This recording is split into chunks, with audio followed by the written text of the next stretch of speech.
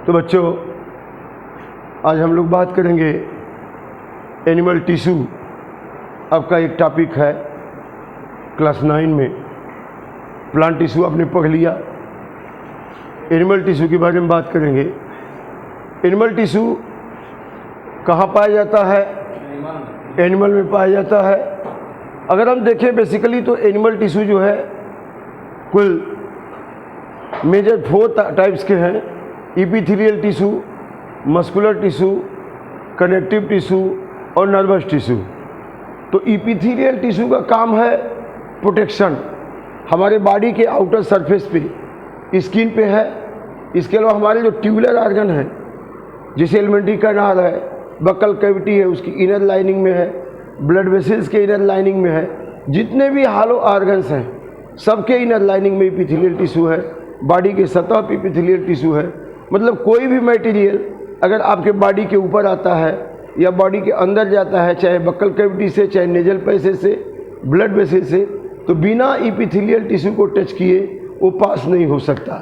तो epithelial tissue protective in nature, वो protection का काम करते हैं। जैसे स्किन में है तो कोई भी बैक्टीरिया अंदर न जाने पाए, प्रोटेक्शन का काम करेंगे। इपिथेलियल लाइनिंग है ट्यूबुलर ऑर्गन में, वहाँ भी प्रोटेक्शन का काम। इसके अलावा यह जो है कुछ ग्लैंड्स में भी पाया जाता है। ग्लैंड्स की डक्ट में भी इपिथेलियल टिश्यू पाया जाता है। तो इपिथेलियल टिश्यू काफ़ी इम्पोर्टेंट है एनिमल के जीवन में। इसके अलावा मस्कुलर टिश्यू। मस्कुलर टिश्यू क्या है? मस्कुलर टिश्यू ये मसल सेल का बना होता है। हमारे बॉडी में जो मस्कुलर टिश्यू है 3 तरह के हैं। एक तो स्केलेटल मसल है जो हमारे हाथ में, पैर में, जबड़े में, हर जगह जिससे हम मूवमेंट करते हैं। हमारे बॉडी में मूवमेंट होता है, जैसे आर्म है मूव कर रहा है मस्कुलर टिश्यू के कॉन्ट्रैक्शन से, गर्दन मूव कर रही है मस्कुलर टिश्यू के कॉन्ट्रैक्शन से, हम चल रहे हैं मस्कुलर टिश्यू के कॉन्ट्रैक्शन से। तो ये स्केलेटल मसल है जो बोन से लगी हुई है, जो बोन में मूवमेंट कराती है। इसके अलावा यूरिनरी ब्लैडर में जो अनस्टेटेड मसल है, इसके अलावा ब्लड वेसल्स में भी अनस्टेटेड मसल है, और हमारे एलिमेंट्री कैनाल के वाल में भी अनस्टेटेड मसल है जो अपने आप कॉन्ट्रैक्ट रिलैक्स करता है। जैसे आपने भोजन लिया, स्टमक में कॉन्ट्रैक्शन रिलैक्सेशन होने लगा, वहाँ अनस्टेटेड मसल है। और जो स्टेटेड मसल है वो वॉलंटरी होती है। जैसे आप चाहें तो लिखेंगे, आप चाहें तो चलेंगे, आप चाहें तो बोलेंगे, मतलब ये वॉलंटरी है। और जो अनवॉलंटरी है वो बिना आपकी इच्छा के, जैसे आपका आईलिड है, अपने आप अप डाउन होते रहेगा। तो मस्कुलर टिश्यू मूवमेंट में भाग लेते हैं। इसके अलावा कार्डियक मसल, मस्कुलर टिश्यू में स्ट्रिएटेड हमारे बोन से लगी हुई है, अनस्ट्रिएटेड हमारे ब्लड वेसल के वाल में, एलिमेंट्री कैनाल के वाल में मूवमेंट कराती है। और जो कार्डियक मसल हमारे हार्ट में होती है वो भी इनवॉलंटरी है। Till birth to till end of life वो हमेशा कॉन्ट्रैक्ट रिलैक्स करते रहता है। हमारा हार्ट हमेशा, हमारा हार्ट जो है हमेशा वो कॉन्ट्रैक्ट रिलैक्स करते रहता है। आप देख सकते हैं यहाँ किस तरह से हम लोगों का हार्ट हमेशा कॉन्ट्रैक्शन एंड रिलैक्सेशन करते रहता है विदाउट गेटिंग रेस्ट, बिना रेस्ट लिए ये हमारा हार्ट जो है कॉन्ट्रैक्ट रिलैक्स करते रहता है। आप यहाँ देख सकते हैं यह हार्ट जो है कॉन्ट्रैक्ट रिलैक्स करते रहेगा हमेशा। सो कॉन्ट्रैक्शन रिलैक्सेशन देख रहे हैं, रिदमिक कॉन्ट्रैक्शन रिलैक्सेशन होगा, टिल लाइफ पे चलते रहेगा, जीवन पर्यंत चलते रहेगा। ये हार्ट मसल कभी थकती नहीं है, कभी रुकती नहीं है। हम लोग हैं पैर आराम कर लेगा, हाथ आराम कर लेगा, आदमी इंसान आराम कर लेगा, लेकिन ये हार्ट की मसल हमेशा काम करती है। नॉर्मल 72 टाइम्स पर मिनट ये हार्ट बीट करते रहता है। कैसे बीट करता है? इसकी जो मसल है, कार्डियक मसल है, वो कॉन्ट्रैक्ट रिलैक्स करती है। वो कॉन्ट्रैक्ट रिलैक्स करके जब कॉन्ट्रैक्ट करती है ब्लड को पंप करती है पूरे बॉडी में। लेफ्ट साइड, लेफ्ट वेंट्रिकल पूरे बॉडी को पंप करता है, राइट वेंट्रिकल लंग्स में ले जाता है प्यूरिफिकेशन के लिए, और रिलैक्स होता है तो रिसीव करता है ब्लड को। तो इस तरह से कॉन्ट्रैक्शन रिलैक्सेशन होते रहता है। तो आप देख सकते हैं कि मसल का कितना बड़ा योगदान है हमारे बॉडी के मूवमेंट में, ये मूव कराते रहता है। और इसके बाद हमें देखते हैं कि और बाकी जो है ये जो टिश्यू है, तो मस्कुलर टिश्यू, कनेक्टिव टिश्यू में बहुत सारे हैं। जैसे कनेक्टिव टिश्यू प्रॉपर है, सपोर्टिव है, फ्लूइड है। तो कनेक्टिव टिश्यू प्रॉपर में एरियोलर टिश्यू, ये जो एरियोलर टिश्यू है, एरियोलर टिश्यू बिल्कुल क्या है, ये स्किन के जस्ट नीचे, इसमें ढेर सारे कोलेजन और इलास्टिन फाइबर होते हैं। इसमें जो है मास्ट सेल और मैक्रोफेजेज लगे होते हैं। इसके अलावा एडिपोज टिश्यू, ये भी स्किन के नीचे होता है। यह जो है इसमें एडिपोसाइट्स होते हैं, फैट को डिवाइड करते हैं। ये जो है ज्वाइंट्स मसल को बोन से जोड़ते हैं, कोलेजन और लिगामेंट जो है मसल बोन को बोन से जोड़ता है। यह कार्टिलेज और बोन, ये हड्डियां हैं। बोन हमारा स्केलेटन सिस्टम बनाता है, कार्टिलेज हमारे ट्रेकिया को बना रहा है, दो बोन्स के बीच में वर्टिब्री में होता है। और फ्लूइड कनेक्टिव टिश्यू ब्लड और लिम्फ है। तो सबसे पहले हम लोग जो बात करते हैं इपिथेलियल टिश्यू के बारे में। इपिथेलियल टिश्यू में आप देख सकते हैं यहाँ पे इपिथेलियल टिश्यू में सबसे पहले simple epithelium, it is made up of single type of cell. ये एक ही तरह के सेल का बना होता है, केवल एक तरह के सेल का बना होता है। और वह सिंपल इपिथेलियम कई तरह का होता है, क्यूबॉइडल भी होगा, स्क्वेमस भी होगा और कॉलमनर भी होगा। तो स्क्वेमस इपिथेलियम देखिए एकदम टाइल्स की तरह है कि नहीं, ये बिल्कुल एकदम ब्रेड की तरह टाइल्स की तरह है। और यह जो है squamous epithelium flatten tiles like in structure, ये स्किन में होता है और inner lining of buccal cavity होता है और वाला ब्लड वेसल्स में होता है और एल्वियोलाई में होता है। तो कहाँ कहाँ पाया जाता है squamous epithelium tiles like cell? ये हमारे स्किन में, हमारे बकल कैविटी में इनर लाइनिंग में, हमारे ब्लड वेसल्स के वाल में इनर लाइनिंग में और हमारे लंग्स के एल्वियोलाई में पाया जाता है। लंग्स का एल्वियोलाई ढेर सारे, ये जो है बैलून लाइक स्ट्रक्चर लंग्स में होता है जिनको हम एल्वियोलाई कहते हैं, उसी एल्वियोलाई में ये पाए जाते हैं। नेक्स्ट है क्यूबॉइडल। यह क्यूब लाइक सेल का बना होता है जिसकी लंबाई चौड़ाई ऊंचाई बराबर है। और यह कहाँ पाए जाते हैं? नेफ्रॉन ट्यूब्यूल में, नेफ्रॉन के ट्यूब्यूल में। और जितनी भी ग्लैंड्स हैं, जैसे सैलिवरी ग्लैंड है, पैंक्रियाटिक ग्लैंड है, उसके डक्ट में पाए जाते हैं। इनका मेन काम है एब्जॉर्प्शन। जैसे यहाँ से फिल्ट्रेट पास हुआ तो फिल्ट्रेट में जो ग्लूकोज आ गया, वाटर आ गया, अमीनो एसिड आ गया, मिनरल आ गया, उसको एब्जॉर्ब कर लेगा। और सिक्रीशन जो ग्लैंड है, ग्लैंड में सिक्रीशन का काम करता है। तो इस तरह से एक क्यूबॉइडल, ये भी देखिए क्यूबॉइडल है, क्यूब लाइक सेल से बना हुआ है, क्यूबॉइडल इपिथेलियम है। तीसरा क्या है? Columnar epithelium. एक कॉलम लाइक सेल से, पिलर लाइक सेल से बना हुआ है। तो जितने भी कॉलमनर, यहाँ पे देखिए क्यूबॉइडल में क्या था, क्यूबॉइडल में सेल बीच में था, बीच में था ना न्यूक्लियस। या न्यूक्लियस कहाँ है? एकदम बीच में है। लेकिन यहाँ पे जो कॉलमनर इपिथेलियम, ये कहाँ पर है? एकदम बेस पे है और ये पिलर लाइक सेल से बना हुआ है। तो it is composed of single layer of pillar like cells. और इसमें nuclei located at the base, एकदम बेस पे है सेल के। और यह कहाँ पाया जाता है? In the lining of stomach, contraction relaxation में मदद करेगा उसको, स्टमक को। और इसके अलावा इंटेस्टाइन में। तो यह और कई जगह यह गोबलेट सेल की तरह होता है, म्यूकस सिक्रीटिंग सेल्स, जैसे आप देख सकते हैं यहाँ पे। ये कॉलमनर इपिथेलियम है, इसमें ciliated epithelium, columnar ciliated epithelium. यहाँ पे सिलिया लगे हुए हैं ताकि मटेरियल को मूव करे, इसे नेजल पैसेज में, ओविडक्ट में। और यहाँ पर कुछ सिक्रीटरी होते हैं, देख सकते हैं यहाँ ये गोबलेट सेल, ये जो है म्यूकस को सिक्रीट करते हैं। ये स्टमक के वाल में होते हैं, इंटेस्टाइन में होते हैं। तो इस तरह से यहाँ पे सिलिएटेड भी है और सिक्रीटरी भी है।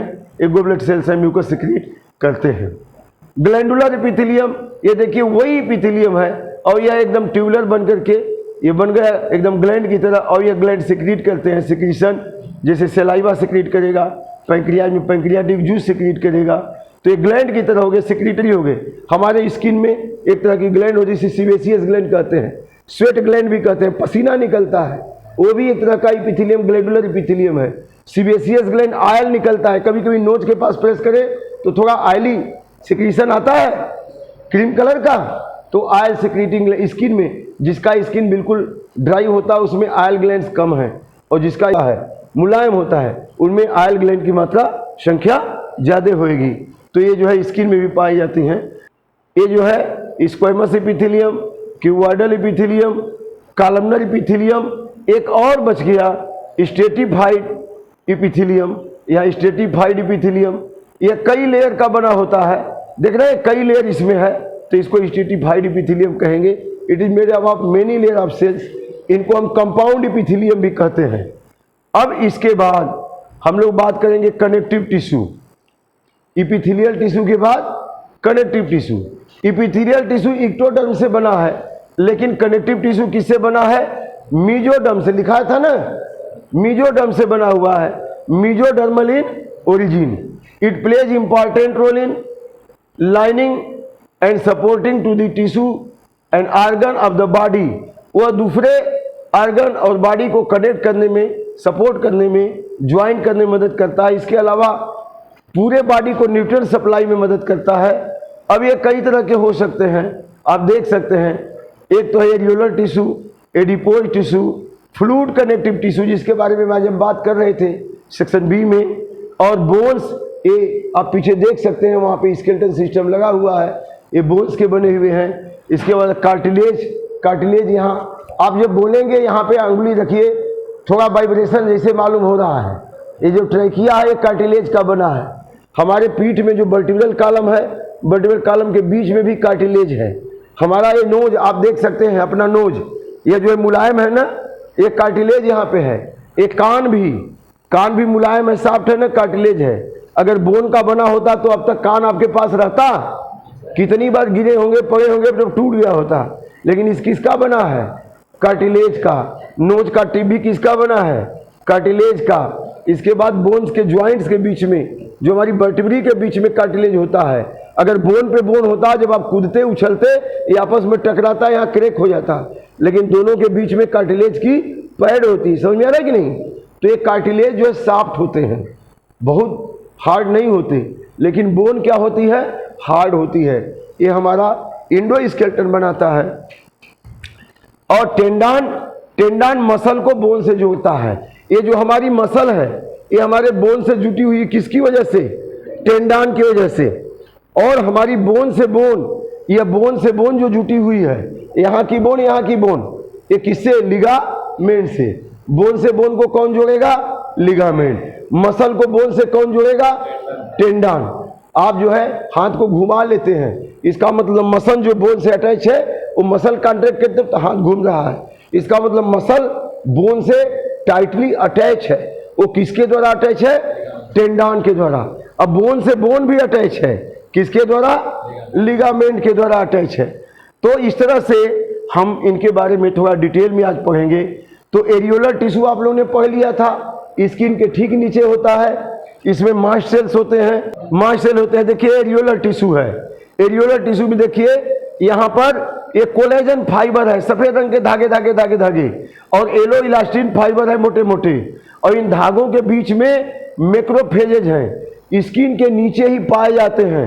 अब देखिए कभी आपको कोई बटर मॉस्किटो काटता है, बाइट करता है, रिलीज करता है केमिकल, तो वहाँ पे लाल लाल हो जाता है ना, इरिटेशन होने लगता है, दर्द होने लगता है।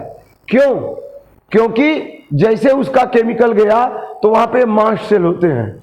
मास्ट सेल जो है, जब कोई फॉरेन केमिकल स्किन में जाएगा, इस मास्ट सेल के संपर्क में आएगा, तो ये मास्ट सेल जो है एक प्रकार का केमिकल रिलीज करते हैं, हिस्टेमीन, और हिस्टेमीन से वहाँ इन्फ्लेमेशन, जलन होने लगती है, दर्द होने लगता है। कभी बर्रे काट दे, हनी भी काट दे, मॉस्किटो बाइट कर दे, तो ऐसा होता है कि नहीं होता है? तो ये जो है इन्फ्लेमेशन देता है, एलर्जी रिस्पॉन्स देता है। कोई पैथोजन ही आ गया, बैक्टीरिया ही आ गया, तब भी वो हिस्टामिन एलर्जी देगा, और एलर्जी देगा तो यहाँ ब्लड सप्लाई तेज हो जाएगी, रेडनेस हो जाएगा, मैक्रोफेजेज आएंगे, अगर बैक्टीरिया है तो उसको खा के डाइजेस्ट कर देंगे, खत्म कर देंगे। तो एक प्रकार का अलार्म देता है, एक प्रकार का इंडिकेशन देता है बॉडी को कि कुछ बॉडी में आया है, उसको ठीक किया जाए, उसको नियंत्रित किया जाए। जैसे मैंने आपको बताया था कि घर में बहुत सारे परिवार के लोग हैं, छोटा बच्चा भी है, और अचानक दरवाजे पे कोई अजनबी आदमी आया तो बहुत तेजी से चिल्लाएगा, अगर नहीं पहचानता है, मम्मी पापा आओ देखो कौन है, फिर आएंगे पहचानेंगे। और कोई पहचान का आदमी आएगा तो नहीं चिल्लाएगा, आराम से बैठाएगा उसको। ठीक वैसे ही अगर बॉडी के मुताबिक कुछ है, फॉरेन प्रोटीन नहीं है तो ये नहीं कुछ करेगा। अगर फॉरेन प्रोटीन है, बॉडी के मुताबिक नहीं है, दूसरे का प्रोटीन है, अगर आ गया तो ये क्या करेगा? हिस्टामिन रिलीज करेगा, हिस्टामिन रिलीज करके इन्फ्लेमेटरी रिस्पांस देगा, ताकि बॉडी उसको काउंटर कर सके। समझ में आ रहा है कि नहीं आ रहा है? और ये मैक्रोफेजेज कोई बैक्टीरिया पैथोजन आ गया तो उसको ख़त्म कर देते हैं। ये ब्लड का प्रेशर ब्लड को सप्लाई इसमें करता है। तो इस तरह से एरियोलर टिश्यू में सेल जो है दूर दूर होते हैं, लूजली अरेंज होते हैं, इसीलिए इसको क्या कहते हैं, एरियोलर टिश्यू। ये स्किन के जस्ट कहाँ होता है, नीचे होता है। यह एडिपोज टिश्यू है। एडिपोज टिश्यू में देखिए यहाँ भी कोलेजन फाइबर, इलास्टिन फाइबर है, लेकिन इसके साथ साथ मैक्रोफेजेज भी हैं, लेकिन इसके साथ साथ ढेर सारे संख्या में एडिपोज टिश्यू है। एडिपोज टिश्यू माने फैट सेल, दे डिपॉजिट फैट। हम लोग जो भोजन करते हैं उसमें कुछ ऑयल भी होता है, घी भी होता है, मिल्क लिया तो उसमें भी फैट होगा। तो फैट जब डाइजेस्ट होता है फैटी एसिड ग्लिसरॉल में बदलता है, फिर जब एब्जॉर्ब हो जाएगा, एब्जॉर्ब होकर जब बॉडी में आएगा, हमारे लिम्फेटिक सिस्टम से फिर ब्लड में आएगा, फिर वो जाकर के टिश्यू में, लीवर में वो फैट में बदलेगा। और फैट जो है फिर कहाँ स्टोर होगा, स्किन के नीचे। हमारे बॉडी में स्किन के नीचे बहुत बड़ा गोडाउन है, गोडाउन है वो एडिपोज टिश्यू का। पूरे बॉडी में स्किन के नीचे एडिपोज टिश्यू है। तो जो हम भोजन करते हैं उसमें जो फैट की मात्रा होती है, कुछ मात्रा तो फैट की यूज हो जाती है एनर्जी देने के लिए, लेकिन मेजर अमाउंट फैट का स्किन के नीचे क्या हो गया बच्चों, डिपॉजिट हो गया। वो डिपॉजिट होके क्या करता है, हमारे बॉडी को टेम्परेचर को मेंटेन करता है। जैसे हमारा बॉडी गुड कंडक्टर हीट का, तो जाड़े के दिन में टेम्परेचर बाहर जाएगा, क्योंकि बाहर का टेम्परेचर कम है तो टेम्परेचर लूज करेगा। तो जिनके बॉडी में फैट ज्यादा होता है उनको ठंडक जल्दी नहीं लगेगी, और जो एकदम लीन थीन है, दुबले पतले हैं, अगर स्वेटर नहीं पहने तो उनका दांत जल्दी बजने लगता है, देखे कि नहीं, ठंडक लगने लगती है। और जो हटे कटे मजबूत है, पीछे वो हंस रहे हैं, है ना, जाड़े के दिन में ठंडक उसको जल्दी नहीं लगेगी, जो मजबूत है, मतलब फैट की मात्रा ज्यादा है। और जो दुबले पतले उनको जल्दी ठंडक लगेगी। अगर यात्रा में हो तो जो जिनके बॉडी में फैट है बढ़िया से, उनको जल्दी भूख नहीं लगेगी, लेकिन जो दुबले पतले हैं उनको जल्दी से क्या होगी, भूख लग जाएगी। क्यों भूख लग जाएगी, क्योंकि ग्लूकोज भोजन तो आपने लिया, ग्लूकोज ग्लाइकोजन में थोड़ा बदला था, और ग्लाइकोजन यूज हो गया, और उसके बाद जो बचा, अब आपको लंच नहीं मिला, लेट हो रहा है, शाम हो रही, यात्रा में है, तो कहां से एनर्जी मिलेगी, तो फैट अगर है तो फैट से एनर्जी मिलेगी, और नहीं फैट कम है तो कम एनर्जी मिलेगी, भूख जल्दी से लग जाएगी। तो एडिपोज टिश्यू स्किन के नीचे होकर के हमारे बॉडी के टेम्परेचर को मेंटेन करते हैं, और दूसरे इंसुलेटर का काम करते हैं। इसके अलावा हमें समय समय पर एनर्जी देने का काम करते हैं, और इसके अलावा हमारे बॉडी कंटूर को मेंटेन करते हैं। अब जैसे वो एक स्केलेटन पीछे रखा है, उसके ऊपर कागज लपेट दीजिए, कपड़ा लपेट दीजिए, लेकिन उसका बॉडी सुडौल नहीं लगेगा। लेकिन आप सब सुडौल लग रहे हैं, क्योंकि स्किन और बोन के बीच में क्या है, स्किन के नीचे एडिपोज टिश्यू है, इसीलिए बॉडी कंटूर एकदम से बिल्कुल स्लिम ट्रिम है। तो बॉडी को स्लिम ट्रिम बनाने में भी कौन मदद करता है। लेकिन कुछ लोग खाली fat fat fat, pizza burger junk food खाएंगे, तो वही एडिपोज टिश्यू में फैट ज्यादा इकट्ठा हो गया, तो उनके बॉडी में ओबेसिटी हो जाता है। तो फिर क्या कहते हैं, डॉक्टर के पास जाते हैं, कहते हैं फैट कम कर दो, थोड़ा उपवास करो, थोड़ा फास्टिंग करो, कहते ही नहीं कहते हैं। तो अभी यहाँ पे कोई ओबेसिटी वाला नहीं है, हमारे सभी प्यारे बच्चे बच्चियाँ बिल्कुल ठीक ठाक हैं, बहुत ज्यादा फैट नहीं, बहुत कम फैट नहीं, सभी हेल्दी हैं, स्मार्ट हैं, यहाँ कोई दिक्कत नहीं है। लेकिन हम लोगों ने कुछ पहले के विद्यालय में एक पब्लिक स्कूल का सर्वे किया था, जहां बच्चों को ज्यादा जंक फूड माता पिता दे देते हैं। तो उन बच्चों को देखा था जिनको जंक फूड ज्यादा मिलता है, उनका हमने सर्वे किया था कि आप ब्रेकफास्ट में, लंच में, डिनर में क्या लेते हो, तो उनका वैसे ही था तली भुनी चीजें, तो उनमें फैट की मात्रा ज्यादा दिखाई दी। तो इस तरह से ज्यादा नहीं लेना है, एक लिमिटेड अमाउंट में। एक और बात बताऊं आपको कि जितना हम फैट लेते हैं वो अगर हमारे एडिपोज टिश्यू में आता है तो हर सप्ताह वो रिन्यूअल होता है। अभी आज जो आया वो इकट्ठा हो गया, लेकिन रोज आके इकट्ठा होगा, एक सप्ताह पहले वाला एनर्जी में बदल जाएगा, वो एनर्जी देगा, ऐसे रिन्यूअल होते रहता है। लेकिन हम फैट ज्यादा लेंगे तो इकट्ठा ज्यादा होगा। अब कुछ लोग कहते हैं भाई हम तो फैट ज्यादा खाते नहीं, हम तो आलू खाते हैं, कार्बोहाइड्रेट खाते, फिर भी फैट क्यों हो गया, ऐसा भी होता है। तो बेटा हमारे बॉडी में एम्फीबोलिक पैथवे चलता है। अगर हम कार्बोहाइड्रेट भी बहुत ज्यादा खाएं तो कार्बोहाइड्रेट डाइजेस्ट होकर ग्लूकोज में बदलेगा, और ग्लूकोज क्या करेगा, ग्लूकोज सेल में जाएगा, टूटेगा, पार्विक एसिड बना, और पार्विक एसिड बदल करके, और फिर जो है पार्विक एसिड बनने से पहले ग्लूकोज फास्फोग्लिसरॉल्डिहाइड में बदलता है, और फास्फोग्लिसरॉल्डिहाइड डाइहाइड्रॉक्सी एसीटोन फास्फेट में, और दोनों मिलकर के डाइहाइड्रॉक्सी एसीटोन फास्फेट ग्लिसरॉल बना लेता है। और यहाँ पे फास्फोग्लिसरॉल्डिहाइड क्या बनाएगा, पार्विक एसिड, फिर एसिटल कोएंजाइम में, और ये फैटी एसिड बना लेगा, और फिर वो फैटी एसिड और ग्लिसरॉल मिलकर के फिर फैट बना लेते हैं। तो कार्बोहाइड्रेट की भी जो ज्यादा मात्रा आती है वो भी हमारे सेल में क्या होती है, फैट में बदल जाती है, क्योंकि कार्बोहाइड्रेट तो ज्यादा हम इकट्ठा कर नहीं सकते।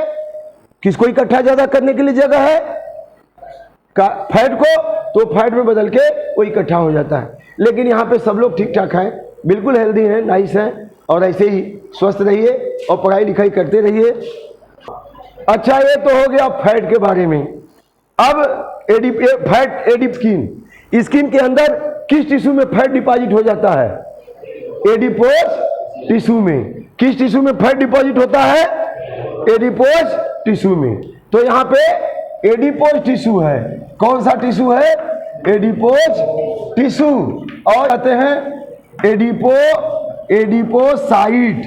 Adipocyte means adipose cell, adipose cell. तो बहुत सारे एडिपोज सेल हैं, तो उनको क्या कह देंगे, एडिपोज टिश्यू। और ये क्या स्टोर करते हैं बच्चों, फैट। कहां पाए जाते हैं, स्किन के नीचे।